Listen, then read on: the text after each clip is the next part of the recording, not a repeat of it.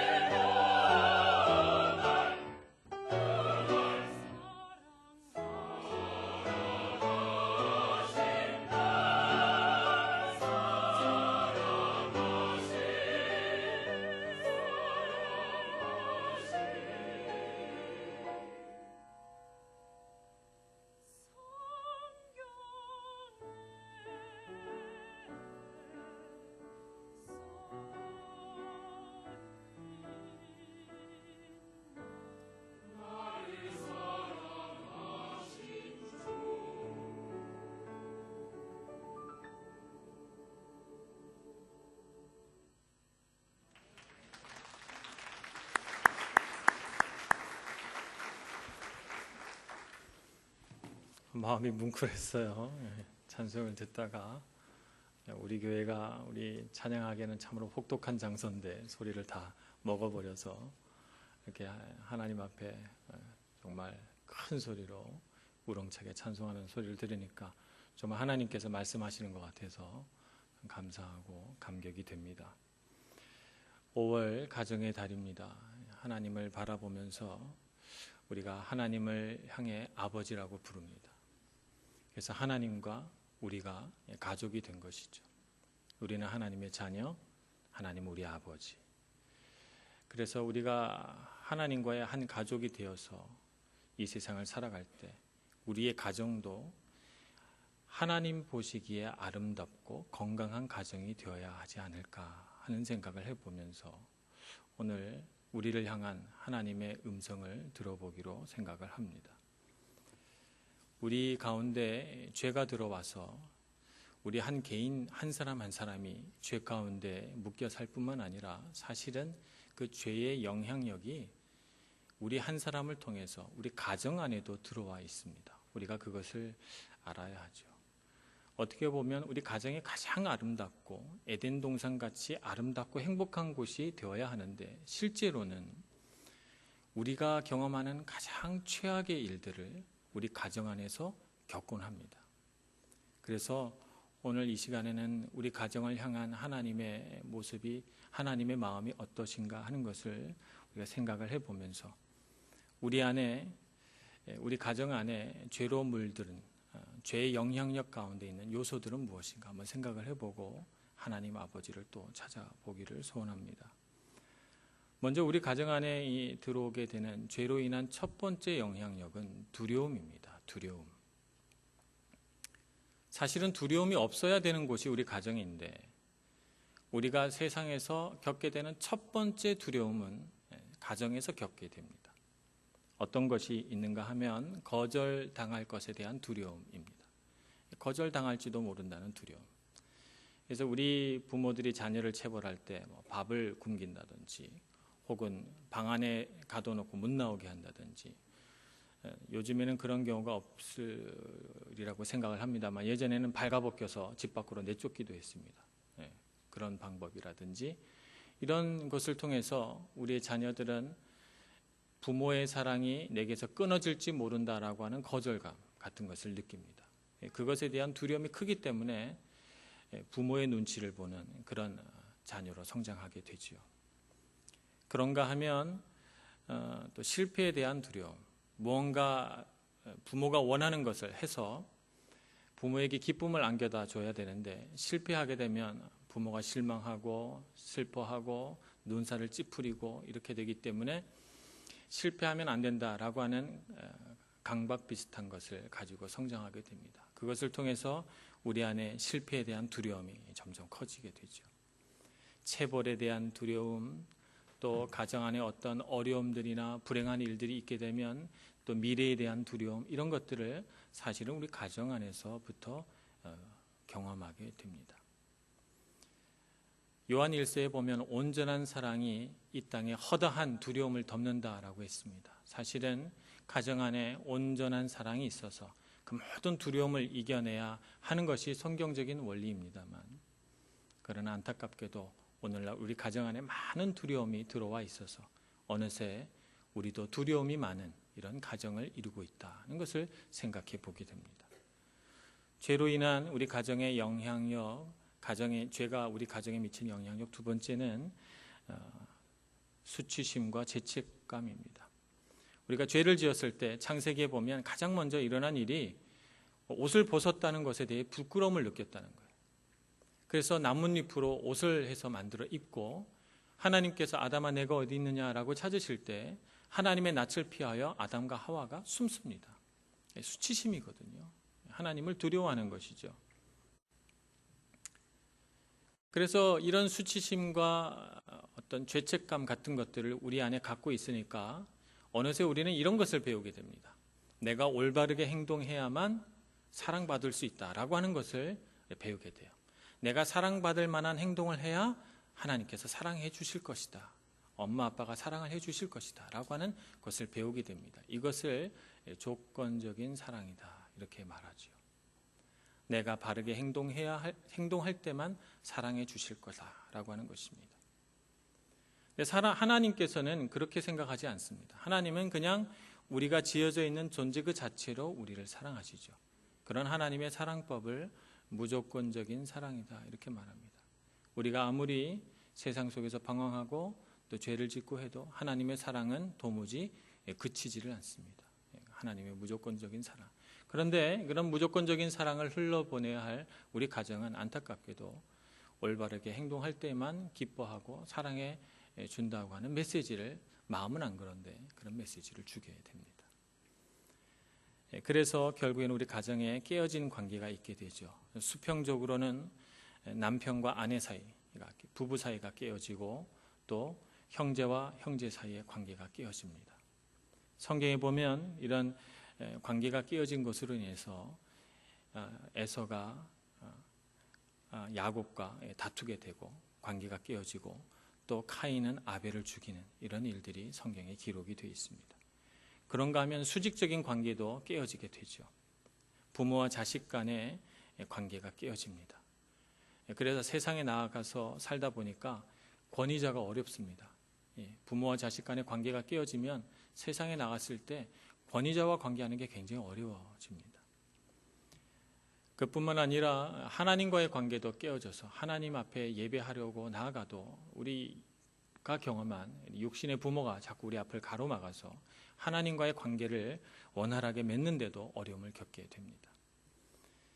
이런 깨어진 관계 안에서 가장 빈번하게 발생하는 우리 현상이 바로 비난하는 것입니다. 책망하고 비난하는 것. 너 때문이야 라고 하는 것이죠.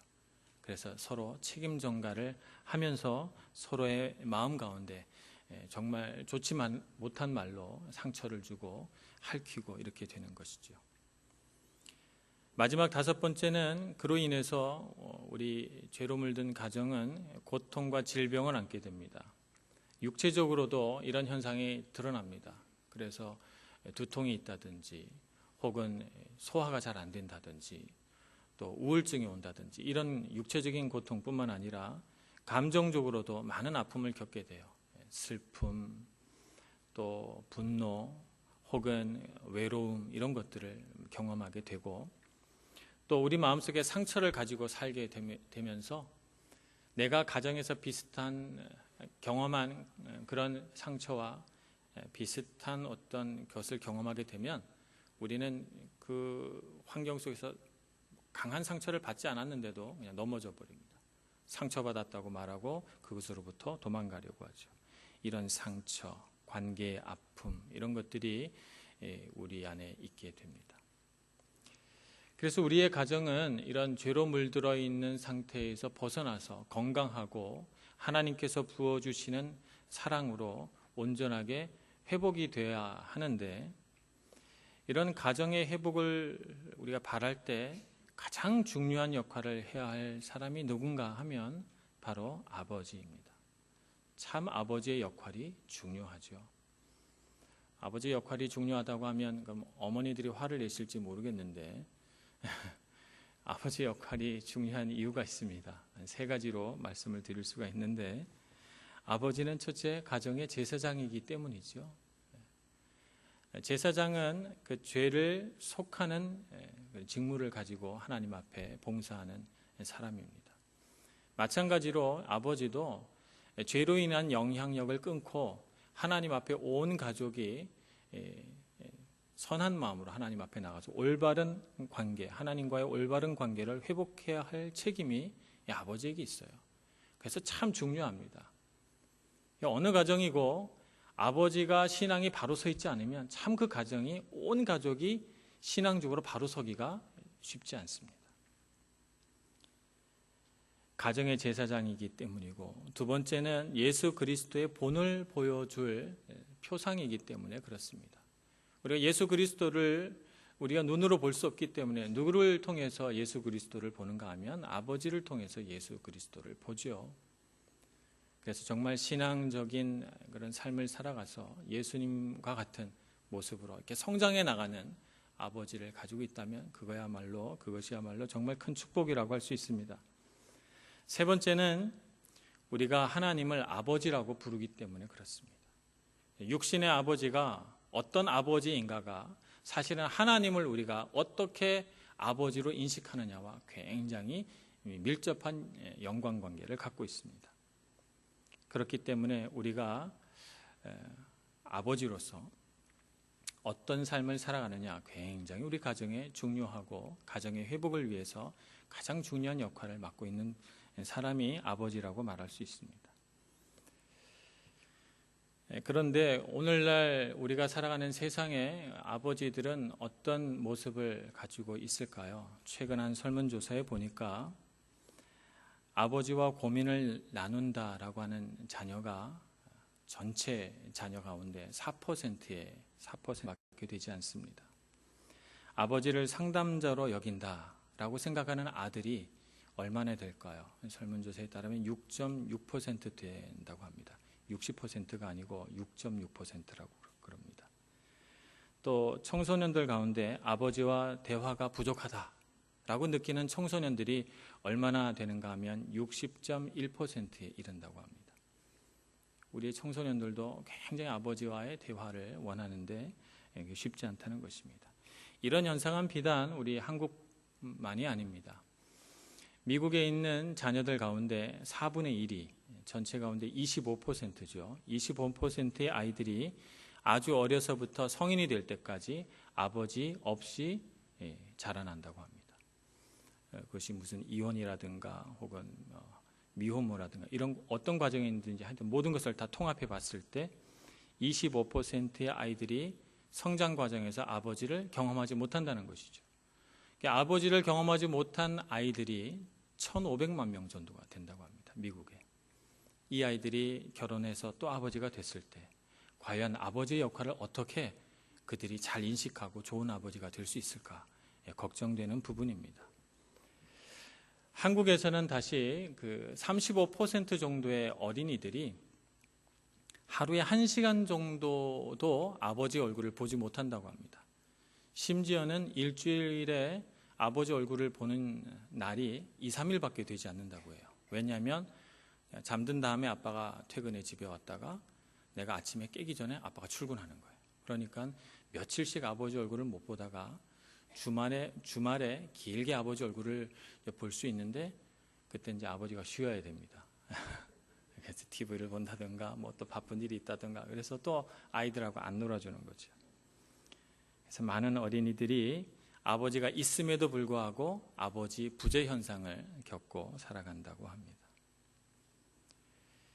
이렇게 오늘날에 우리가 겪고 있는 아버지 부재 현상으로 인해서 오랫동안 이런 현상들이 쌓이고 쌓여서 어느덧 우리 안에 잘못된 아버지의 모습들이 이렇게 생겨나게 됐습니다.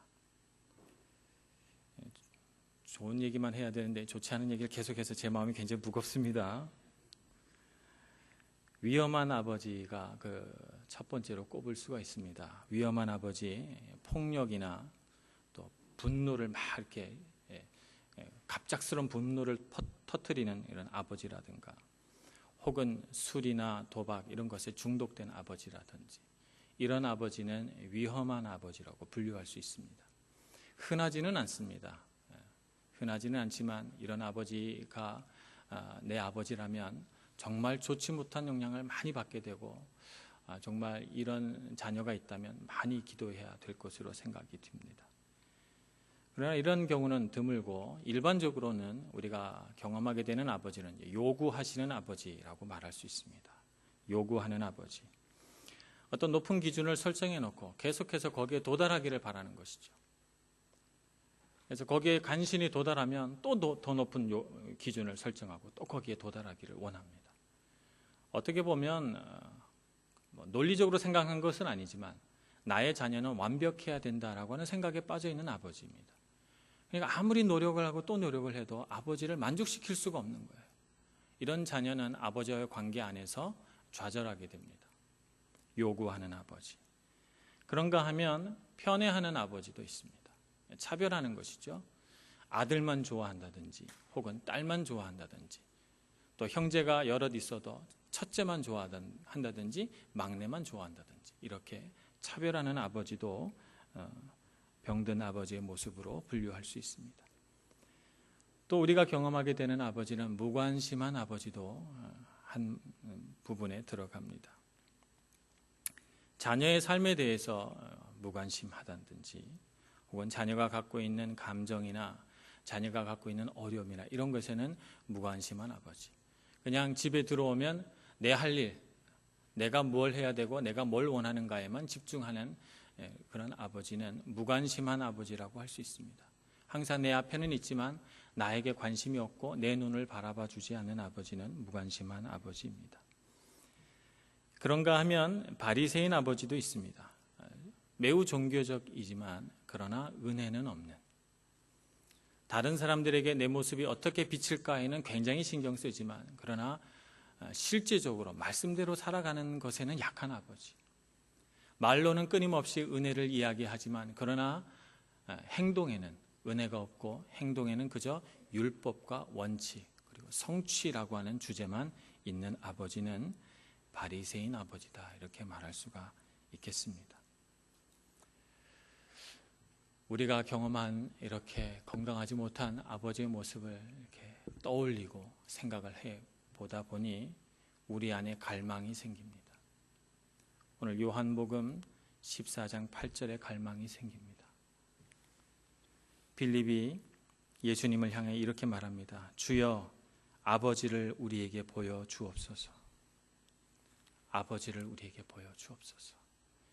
이 세상에 우리가 경험한 아버지 말고, 나에게 눈물과 좌절을 주었던 아버지 말고 우리에게 진짜 아버지를 보여 주옵소서 라고 하는 갈망이 생겨납니다.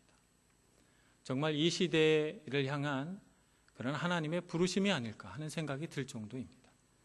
이 시대에 우리가 겪고 있는 탄식이 이 말로 표현되는 것 같은 그런 느낌입니다.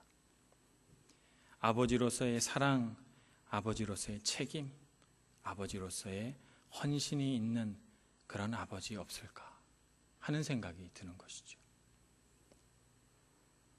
오늘 우리는 이 세상을 살아가면서 건강한 아버지가 되기 위해서 정말 이런 갈망을 가지고 하나님 앞에 나아가야 합니다. 이미 아버지가 된 사람이라면 어떻게 하면 내가 하나님 아버지를 닮은 건강한 아버지가 될까라고 하는 것을 가슴 아프게 고민해야 하고, 건강하지 못한 아버지를 경험한 자녀라면 나는 어떻게 하면 이런 좋지 못한 영향력은 끊어내고 나야말로 정말 좋은 아버지가 될까 하는 것을 꿈꾸어야 합니다. 우리 육신의 아버지는 불완전한 아버지입니다. 이 세상에는 완전한 아버지는 없습니다. 우리 육신의 아버지는 우리와 항상 함께 할 수는 없습니다. 때가 되면 하나님께 가야 됩니다. 우리가 멀리 외국으로 가면 우리를 쫓아올 수는 없습니다. 그러나 하늘 아버지는 우리가 늘 함께 하시고, 하늘 아버지는 불완전한 아버지가 아니십니다. 그렇기 때문에 우리는 우리의 아버지됨을 누구를 바라보고 치유받아야 하는가 하면 하나님 아버지를 보고 치유받아야 되고, 우리 안에 있는 텅 비어버린 그 아버지의 사랑이 부족한 우리의 부분들을 하나님 아버지로부터 채워야 하는 것입니다. 그래서 오늘 성경은 하나님 아버지를 어떻게 그리고 있는가 하는 것을 한번 찾아보기를 소원합니다. 이사야서 49장의 말씀을 보겠습니다. 이사야서 49장 15절 16절 말씀.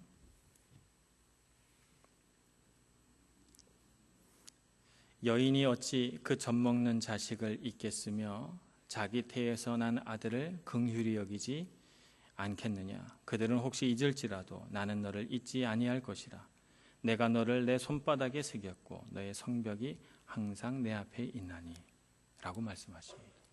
하나님께서 얼마나 하나님의 자녀를 사랑하는지 우리 이름을 하나님 손바닥에 새겼다 이렇게 표현을 하고, 마치 젖 먹는 아기를 품에 품고 젖을 먹이는 어머니와 같은 심정으로 우리를 사랑하신다 이렇게 말합니다. 이 아기를 젖 먹이는 엄마가 이 아기를 버릴 수 있습니까? 이 아기를 사랑하지 않고 이렇게 버리고 갈 수가 있어요? 이 세상에 어떤 엄마도 그렇게 할 수 있는 엄마는 없다고 봅니다.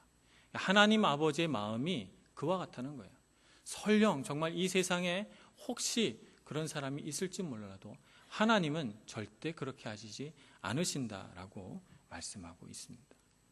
하나님의 사랑은 마치 어머니의 사랑과 같이, 어머니의 그 지극한 모성애와 같이 우리를 사랑하신다 하는 것입니다. 우리가 그것을 알아야 합니다. 흔히 아버지 되신 하나님은 신약에 그려진 하나님이고, 구약의 하나님은 심판하시고 처벌하시고 화내시는, 분노하시는 하나님이라고 생각하기 쉽습니다만, 그러나 하나님 아버지의 성품은 그렇지 않습니다. 한 군데를 더 찾아보겠습니다. 시편 103편을 보겠습니다. 시편 103편 13절 14절 말씀입니다. 아버지가 자식을 긍휼히 여김같이 여호와께서는 자기를 경외하는 자를 긍휼히 여기시나니 이는 그가 우리의 체질을 아시며 우리가 단지 먼지뿐임을 기억하심이로다. 하나님은 우리의 체질을 아시고 우리가 이 땅을 살아가면서 먼지처럼 잠깐 있다가 갈 사람이라고 하는 사실을 알고 계셔서 우리를 불쌍히 여기신다라고 하는 것입니다. 아버지가 자녀를 불쌍히 여기는 것 같이 그렇게 우리를 긍휼히 여기시고 불쌍히 여기신다는 것입니다. 이런 하나님의 아버지 되심을 우리가 알고 그분 가까이로 나아가야 될 줄로 믿습니다. 우리가 경험한 불완전한 아버지의 기억을 떨쳐버리시고 우리의 완전한 아버지, 그분으로부터 치유받으시는 여러분들이 되시기를 소원합니다. 또 우리가 그렇게 하나님 아버지로부터 공급된 힘과 능력을 가지고 우리가 좋은 아버지가 되기를 소원합니다. 그래서 우리 자녀에게는 정말 하나님을 알아가는 기쁨, 하나님께서 우리 아버지 되신 그 능력을 전해줄 수 있는 아버지가 되어야 할 줄로 생각합니다. 그러려면 어떻게 해야 되는가? 오늘 말씀 가운데로 나아갑니다. 빌립이 이와 같이 주여 우리에게 아버지를 보여주옵소서 이렇게 말씀드렸을 때 예수께서 대답하시기를 내가 나를 알지 못하느냐? 나를 본 자는 아버지를 보았거늘 어찌하여 아버지를 보이라 하느냐라고 예수님께서 말씀하십니다. 나를 본 자는 아버지를 보았다라고 했습니다. 예수님 안에 완전히 구현된 하나님 아버지. 그래서 예수님과 같이 호흡하고 예수님과 같이 이 땅을 살아가셨던 하나님 아버지를 우리가 봐야 합니다.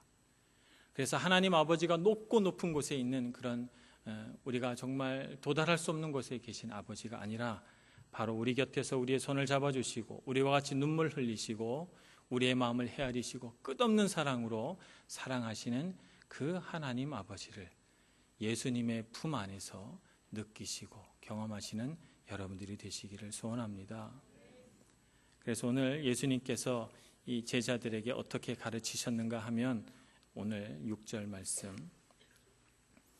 내가 곧 길이요 진리요 생명이니 나로 말미암지 않고는 아버지께로 올 자가 없느니라. 예수님을 통하지 않고는 하나님 아버지께로 갈 사람이 없다. 이렇게 말씀하고 계십니다. 그래서 우리는 예수님을 바라보면서 우리 아버지됨을 회복하고 우리 육신의 부모로부터 받은 상처를 다 치유하고 회복시켜서 하나님 안에서 온전한 부모, 하나님 안에서 건강한 아버지가 될 수 있기를 소원합니다. 제 방에 예수를 아는 지식에서 자라가라 라고 하는 말씀을 붓글씨로 써서 붙여놨습니다. 그 말씀이 어디서 온 것인가 하면 베드로후서 3장 18절에서 따온 말씀입니다. 그 말씀이 이렇게 기록되어 있습니다.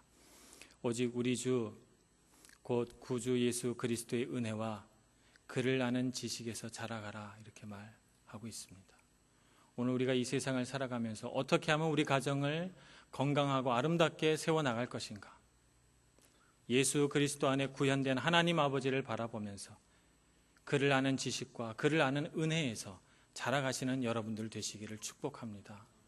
그래서 우리가 다 아버지됨을, 어머니됨을 회복하고 이 땅을 살아가면서 건강한 가정을 일궈나가는 거룩하고 아름다운 사명들을 잘 감당해 나가시는 저와 여러분 모두가 되기를 간절히 축원합니다.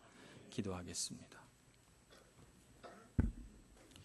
은혜가 많으신 하나님 아버지, 참으로 실망할 수밖에 없는 이 세상을 살아가면서 우리 가정 안에서 크고 작은 여러 가지 상처를 입을 수밖에 없었음을 주님 앞에 고백합니다.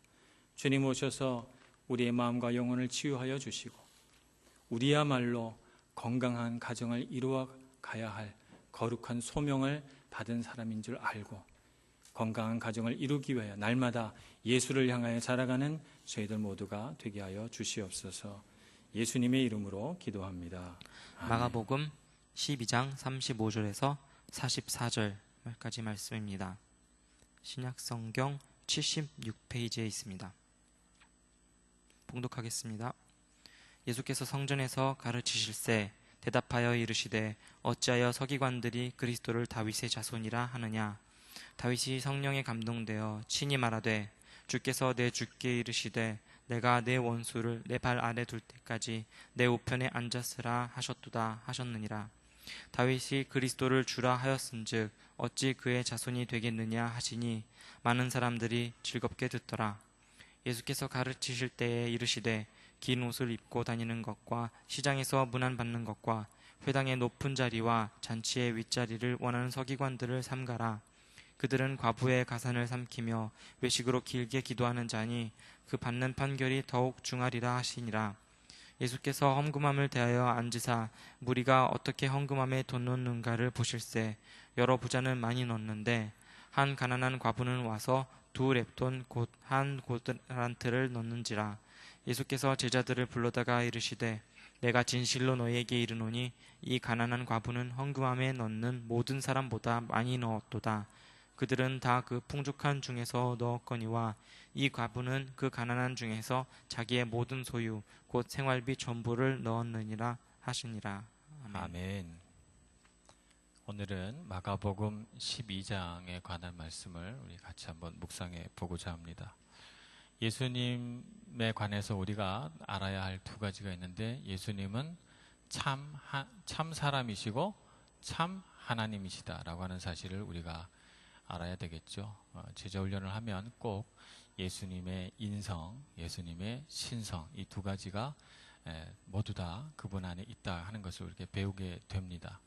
오늘 예수님이 참 하나님이시다라고 하는 사실을 우리가 배워야 돼요. 근데 서기관들은 이 땅에 오실 메시아 그리스도라고 일컫는 그분이 참 하나님이시다 하는 사실을 인정하지 않아요. 그냥 메시아는 메시아일 뿐. 그래서 그들은 메시아를 기다린다고 말은 하지만 사실은 기다리진 않죠. 왜냐하면 그들에게는 그들을 높일 만한 충분한 지위와 재산과 권력이 그들에게 있기 때문이지요. 그래서 기다리는 척 하는 거지 진짜 기다리는 건 아니에요. 우리 속에 있는 마음과 우리가 겉으로 표현하는 것과는 좀 다르죠. 그래서 우리는 우리 마음에 대해서 좀 잘 알아야 됩니다. 우리가 서기관 같이 되지 않으려면 이게 저의 아내는 저의 속마음을 잘 찔러보죠. 그래서 제가 꼭 뭘 하게 되면 이제 저한테 꼭 찔러봅니다. 당신 사람들에 대해 잘 보이고 싶지? 이런 얘기를 꼭 물어봅니다. 그럼 저는 그거 아니라고 얘기를 하지만 제 안에 있죠. 사람들한테 잘 보이고 싶은 마음이 제 안에 있어요. 그래서 한참을 나는 그런 사람 아니고 나는 겸손하려고 애쓰는 사람이고 막 이렇게 한참 설명하다가 결국 쫓겨서 제일 마지막에 그래 그렇다 인정을 하면서 참 제 자신에 대해서 나는 참 죄인이구나 하는 그런 비참한 마음을 갖습니다. 근데 우리가 참 직면하기 가장 싫어하는 것 중에 하나가 내가 내 삶의 주인이 되려고 하는 시도예요. 그래서 끝까지 내가 주인공 되고 내가 사람들에게 칭찬받고 내가 사람들에게 관심의 대상이 되고 그래서 내가 다른 누구보다도 더 사랑받는 사람이고자 하는 그런 나의 중심을 놓지 못하는 우리의 어리석은 모습들을 보게 돼요. 그래서 우리가 그것이 우리의 모든 연약함과 우리의 죄성이 우러나오는 그 원천이라고 하는 것을 알고 우리가 그것을 가지고 주님 앞에 나가면 우리의 마음이 훨씬 더 많은 부분 다루어지고 우리의 마음의 가장 깊은 부분이 다루어질수록 우리는 주님 안에서 자유해집니다. 그래서 사탄이 우리를 향해서 계속해서 고발하는 그 고발 소리를 우리가 이겨내고 주님 앞으로 나갈 수 있게 되죠. 우리는 이 세상을 살아가면서 계속해서 사탄으로부터 참소를 당합니다. 참소를 당한다는 건 고발을 당한다는 거예요. 계속해서 우리는 아까 우리 의성 형제님이 기도도 하셨지만 계속 우리는 연약함 때문에 죄를 짓잖아요. 내 마음은 그렇게 하고 싶지 않은데 그런데 나는 원하지 않는데 내 안에 있는 어떤 욕심이, 내 안에 있는 어떤 연약함이 혹은 내 안에 있는 어떤 허황된 마음들이 나로 하여금 부지불식한 죄를 짓게 만들고 그렇게 죄를 짓게 만들 때에는 내가 뭔가 하나님이 아닌 다른 것을 추구하는 것이 있기 때문에 그런 거예요. 그럴 때 사탄은 그 틈을 놓치지 않고 항상 우리의 연약하고 죄를 짓는 부분을 딱 집어가지고 넌 얼마나 부족한 사람인 줄 아니? 너는 정말 창피하고 부끄러운 사람이구나. 너가 그렇게 행동하는 걸 보니 정말 수치스럽다. 이렇게 우리 마음 가운데 심어주고 그걸 고발하러 하나님 앞에 갑니다. 그래서 하나님 보십시오. 당신이 사랑한다고 말하는 저 사람이 이런 죄를 지었고 저런 죄를 지었고 자격이 있습니까? 하나님 저 사람은 주님의 자녀라고 불릴 자격이 없습니다. 라고 해서 계속 우리를 고발하고 고소하고 우리를 고자질합니다. 그럴 때 우리가 이 죄를 이겨내고 승리할 수 있는 비결은 어디에 있을까요? 우리가 죄를 이겨낼 비결은 사탄이 도달할 수 없는 곳으로 가야 돼요. 사탄이 도달할 수 없는 곳. 그곳이 어딘가요? 지성소죠. 하나님의 품, 하나님이 임재하시는 곳으로 가야 돼요. 사탄이 아무리 하나님 앞에 고발한다고 해도 그는 하나님 앞에 겨우 설 뿐이지 하나님의 품 안으로는 들어갈 수 없어요. 왜냐하면 그는 하나님의 원수이기 때문입니다. 그래서 우리는 사탄이 도달할 수 없는 그곳을 향해 나가야 됩니다. 그곳이 어딘가 하면 바로 예배하는 자리죠. 지성소. 예배하는 자리로 자꾸 가야 돼요. 그래서 우리의 예배의 주인공이 하나님이 되게 해야 되고 우리가 온 마음과 정성을 다해서 경배해야 할 그분이 바로 예수님이 되게 해야 돼요.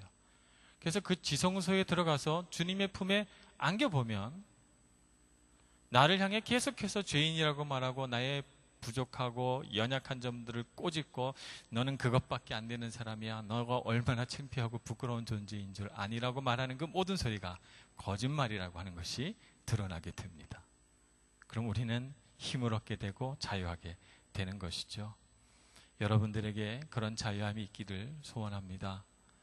이 세상을 살면서 여러분들이 부닥쳐 나갈 참으로 많은 도전들이 있어요. 아마 굉장히 많은 실패들을 하게 될 거예요.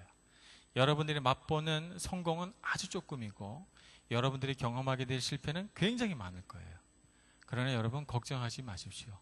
그런 수많은 실패 속에서 우리를 참소하고 고발하는 그 사탄은 우리 곁으로 올 수가 없어요. 왜냐하면 우리는 지성소로 들어가기 때문이죠. 우리는 하나님의 품 안에 들어가 있기 때문에 아무리 사탄이 우리를 잡으려고 그래서 우리를 그 하나님 품 안에서 떼어내려고 해도 사탄은 우리를 만질 수도 없고 건드릴 수도 없고 우리 곁에 올 수도 없습니다. 그러니 여러분 예배하는 것이 참으로 중요하다는 사실을 알아야 하고 예배 가운데 여러분들이 하나님의 품과 임재를 꼭 느껴보시기를 바랍니다. 그렇게 될 때 우리 안에 가장 연약한 것들이 치유되고 회복이 되고 우리가 하나님의 자녀로서의 어떤 품격, 하나님의 자녀로서의 자신감, 또 하나님 자녀로서 살아갈 능력 이런 것들이 다 하나님께 예배하는 그 순간에 우리에게 공급이 됩니다. 그래서 예배의 자리는 참으로 소중해요.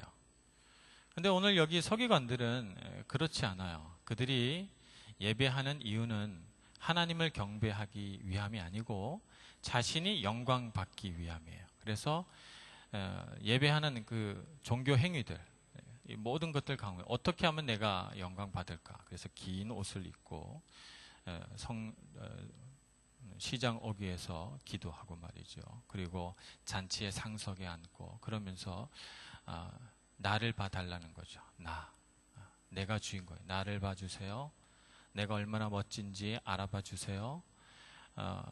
나를 조금 더 사랑해 주세요. 라고 하는 거죠. 하나님 앞에서 볼 때는 참으로 그들이 연약한 존재인 것이죠. 하나님 앞에 자기의 연약함을 던져서 주님의 품에 안겨가는 사람이 연약한 것이 아니고, 우리 눈에는 하나도 연약하지 않고 모든 것을 다 가졌다고 생각하면서 의시되고 상석에 앉기를 좋아하는 사람들이 사실은 연약한 사람들이에요. 그래서 우리가 예배를 하게 되면 관점이 바뀌는 거죠. 관점이 바뀌는 거예요. 그래서 세상을 바라볼 때, 우리는 지금까지 세상을 바라볼 때 나는 너무 연약하고 작은 존재이기 때문에 세상을 올려다봐요. 세상을 올려다보는 거예요. 그러니까 세상은 정말 크고 세상에는 정말 능력 있는 사람들이 많고 세상에 정말 지혜로운 사람들이 많다고 느껴져요. 올려다보니까. 근데 예배의 자리 가운데 가서 하나님의 품에 안겨서 하나님의 관점을 회복하면 세상이 내려다 보이거든.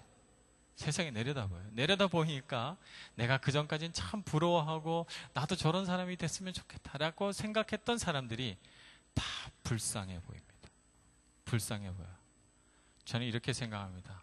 아무리 세상에서 복을 많이 받아도 하나님 제대로 못 믿으면 세상에서 제일 불쌍한 사람이에요. 제일 불쌍한 사람이에요. 그래서 우리는 어떤 사람이 돼야 돼요? 하나님 안에서의 자존감을 완전히 회복하고, 나는 어떤 고난이 와도 난 절대 불쌍하지 않다, 이렇게 해야 돼요. 제가 올해 뜻하지 않게 40일 금식을 2번을 했어요. 1월 1일부터는 우리 피택 받은 안수 집사님들에게 제가 이제 금식을 하라 명령을 내렸습니다. 근데 제가 안 할 수 없잖아요. 제가 먼저 모범을 보여야 되니까. 그래서 저도 1월 1일부터 같이 하겠습니다 했어요. 40일이 끝나고 40일을 올해는 일찍 했으니까 고난 사순절 40일 금식을 하지 말아야 되겠다. 이제 한번 했으니까 이렇게 생각을 했더니 어떤 집사님이, 목사님 사순절 때도 금식하실 거죠? 그러더라고요. 어떻게 안 한다 그래요. 그래서 네. 그리고 나서는 했어요. 그러다 보니까 그 사이가 한 열흘 정도?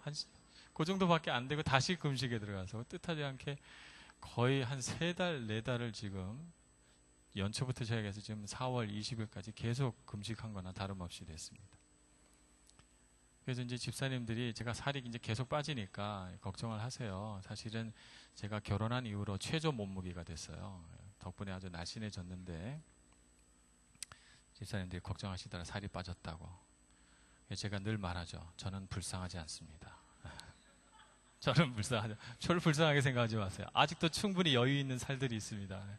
충분히. 아직도 너무 여유가 많죠. 좀 불쌍하지 않아요. 이 세상에 정말 불쌍한 사람들은 누구예요? 하나님을 모르는 사람들이 불쌍하죠.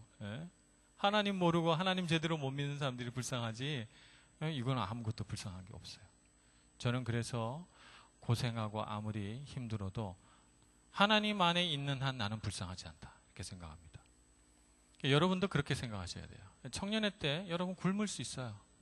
돈이 똑 떨어져서 아쉬운 소리 하면서 5유로 10유로 꾸러 다닐 수도 있어요. 때로는 실패하고 낭망했는데 아무도 위로해 줄 사람 없어서 혼자 방 안에서 울 수도 있어요. 그런가 하면 여러분 정말 내가 바라고 소원한 일을 막 도전했는데 안 돼가지고 굉장히 실망하고 좌절할 수도 있어요. 근데 여러분 하나도 안 불쌍해요. 그건 하나도 안 불쌍해요. 그걸 통해서 여러분 다시 일어날 거예요. 더 능력이 있어질 거고 더 높은 곳을 향해 도전할 거고, 여러분 그 실패를 통해서 여러분 다 단단해질 것이고 자라나게 될 것입니다. 그건 분명한 사실입니다. 정말 불쌍한 것은요, 하나님을 모른다는 거예요. 서기관들은 하나님을 몰라요. 자기가 하나님이죠. 내가 하나님 된 세상에 살아가는 사람은 정말 불쌍한 거예요. 그들을 위해서 기도해야 됩니다. 그러나 하나님이 하나님인 줄 알고 피조된 자로서 하나님을 경외할 줄 아는 사람은 고난은 그저 하나님이 우리에게 허락하신 축복의 통로일 뿐이죠. 고난을 즐기고 어려움과 힘든 속에서 오히려 하나님이 훈련시키는 그 과정들을 즐겨 가는 것이죠. 여러분들은 그런 청년들이 되시길 바랍니다. 그래서 여러분 젊은 때에는요 많이 실패해야 돼요. 많이 좌절해야 되고 여러분 바닥을 쳐야 됩니다. 바닥을 탁 치고 올라와야 독수리가 날개치며 올라감 같이 하늘을 향해 쫙 올라가는 거죠. 그러니까 바닥에 떨어지는 걸 두려워하지 마세요. 제가 전에도 말씀드렸지만 저는 24살 이전에 자살을 2번 시도해 봤어요. 정말 내 인생에 그렇게 암흑기가 없었던 것 같아요. 정말 가장 아름답고 가장 소중하고 가장 찬란해야 할 20대 초반에 저는 가장 우울하고 암흑기 같은 그런 시절을 보냈어요. 근데 저는 바닥을 아는데 나의 바닥, 나는 내 바닥을 봤어요. 내 인생의 가장 밑바닥이 어딘지를 봤거든. 그러니까 저는 바닥에 떨어지는 것이 두렵지 않아요. 바닥에 떨어져 본 사람은 위로 올라갈 일만 남았기 때문에 아주 소망이 넘치게 됩니다. 여러분 두려워하지 마시고 바닥에 떨어지지 않으려고 막 바둥거리는 게 그게 사실은 더 무서운 거예요. 바닥에 떨어져 보지 않았기 때문에 올라가지도 못해요. 그래서 떨어진 것도 아니고 올라간 것도 아니고 쭉 이렇게 가는 거는 정말 소망이 없어요. 여러분 바닥을 두려워하지 말고 열심히 싸워나가시고 분투하시고, 그래서 하나님께서 여러분들을 붙들어 끌어올리실 때 요셉처럼 바닥에서 한꺼번에 여러분들이 올라가게 될 줄로 믿고 믿음으로 하나님을 붙들고 싸워나가시기를 바랍니다. 그렇기 때문에 예수님은 이 바닥에 떨어진 사람의 어떤 헌금을 너무너무 소중하게 여기시는 거예요. 오늘 여기 보니까 한 과부가 나와서 2렙돈, 렙돈이라고 하는 동전 2개를 헌금함에 넣어요. 예수님은 아마 헌금하러 온 사람들의 그 모든 것들이 이렇게 다 보이셨나 봐요. 그런데 어떤 부유한 사람들은 그 과부보다 훨씬 더 많은 헌금을 하지만 예수님에게 있어서 이 가난한 과부의 렙돈 2 동전이 훨씬 더 가치 있게 보인 것이죠. 이 사람에게는 그것이 자기의 전부이기 때문에 그렇습니다. 자기의 전부니까 그 전부를 들여 하나님께 예배하는 거예요. 그러니까 이 가난한 과부의 헌금은 그 헌금 자체가 기도고 그 헌금이 예배고 그 헌금이 하나님을 향한 자기 모든 신앙 행위의 가장 정수인 것이죠. 왜냐하면 자기 모든 것을 다 드리니까. 인생을 살아가면서 여러분들이 지금은 청년의 때고 특히 또 이렇게 유학을 나와서 홀로서기를 하고 있는 중이니까 여러분들에게 있어서 여러분의 소유는 여러분의 전체 일생 가운데 가장 작을 때예요. 가장 작을 때예요. 여러분이 조금 살다가 이제 나이를 먹으면 조금씩 더 늘어납니다. 가족이 생기고 물질도 늘어나고 내가 관리하고 내가 보호해야 되고 내가 책임져야 될 것들이 점점 늘어나요. 그러면 다 드리는 게 쉽지 않아요. 다 드리는 게 쉽지 않아요. 정말. 많은 부모들이 나는 자식도 하나님께 드렸다 이렇게 말하지만 그거 쉽지 않아요. 여러분들이 여러분 인생 가운데 가장 최소일 때 다 드리는 연습을 해야 돼요. 다 드리는 연습. 그래서 내 마음을 다 드리고 정말 내 정성을 다 드리고 내 삶의 에너지를 다 드리고 이런 경험을 한번 해봐야 그 안에 있는 자유함, 그 안에서 하나님께서 주시는 능력 이런 것들을 알게 되죠. 그러면 여러분의 인생을 바라볼 때 두려움이 훨씬 더 줄어듭니다. 내가 다 드려도 하나님께서 부어주시고 열어주시고 하나님께서 인도해 가시는 것들을 보기 때문이죠. 그러면 두렵지 않아요. 근데 우리 곁에 있는 사탄은 우리 마음속에 계속해서 거짓말을 심어줍니다. 너 그렇게 되면 너는 아무에게 도움받지 못할 거고 너는 무너질 거고 너는 절망 가운데 빠질 거라고 계속 우리 마음 가운데 두려움을 심어줘서 하나님 앞에 모든 것을 드리지 못하게 합니다. 드리지 못하게 하니까 그 두려움에 사로잡혀 있으면 우리는 하나님 경외하는 법을 잘 배우지 못하게 돼요. 하나님은 부자시지요. 이 세상에 있는 모든 금은 보화와 이 세상의 모든 아름다운 자원들을 다 갖고 계신 분이에요. 그분을 우리의 공급자로 삼아야 됩니다. 사탄은 그분이 우리의 공급자라는 사실을 자꾸 잊어버리게 만들고 우리 마음 가운데 두려움을 심어주죠. 우리가 그분이 공급자라는 것을 알려면 우리가 한번 다 들여봐야 돼요. 그러면 하나님이 우리 공급자가 돼서 우리를 채우시는 것을 경험하게 됩니다. 그렇게 되면 우리가 인생을 살면서 하나님이 공급하신다는 것을 분명히 기억하게 되고 능력이 있게 됩니다. 사탄은 우리에게 거짓말을 심어줘요. 하나님 자꾸 내 것을 가져가게 될 것이고 자꾸 내가 갖고 있는 가장 소중한 그것을 하나님께서 탐내는 것처럼 우리에게 거짓말을 심어줍니다. 하나님은 부자시기 때문에 심지어는 나조차도 하나님 것이기 때문에 하나님은 뭔가 내게서 가져가고 싶어 하지 않으세요. 하나님 아버지의 마음은 한 개 주고 또 주고 더 주고 싶은 거예요. 그런데 하나님께서 정말 가지고 싶은 게 있어요. 유일하게 가지고 싶은 것. 그게 뭐냐 하면 우리의 마음이죠. 우리의 마음인 거예요. 우리 마음을 가지고 싶은 거예요. 그래서 우리 마음을 가지시기만 하면, 우리가 마음을 하나님께 전부 드리면 하나님은 뭐든지 주고 싶어 하세요. 다 주고 싶어 하시죠. 근데 우리는 하나님께 마음을 드리기를 멈칫합니다. 주저합니다. 왜냐하면 그 다음에 어떻게 될지 내가 안 가본 길이기 때문이죠. 그러나 제가 서두에 말씀드린 것처럼 사탄이 쫓아올 수 없는, 사탄이 절대 도달할 수 없는 곳으로 들어가세요. 여러분의 마음과 정성을 다 하나님께 드리는 지성소로 들어가시면 우리에게 주고 또 주고 마음껏 부어주시려고 하는 하나님의 품을 만나게 되고, 그러면 여러분 삶에 두려움이 없어집니다. 여러분들이 실패해도 낭망하지 않게 될 것입니다.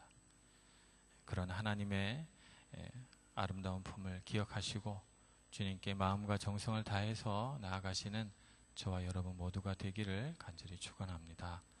기도하겠습니다. 하나님 아버지, 참 우리 마음이 연약해서 주님 앞에 다 드린다고 하면서도 드릴 길을 주저하는 마음이 우리 안에 있습니다. 우리의 선한 아버지 되신 하나님을 바라보면서 예배할 때마다 내 힘과 정성을 다 들여 예배하는 저희들 되게 해주시고, 우리 삶에 주고 또 주시려는 하나님의 그 크신 사랑을 알아 우리 온 정성, 온 마음을 다해 주님만을 경외하는 저희들 되게 하여 주시옵소서. 예수님의 이름으로 기도합니다. 아멘.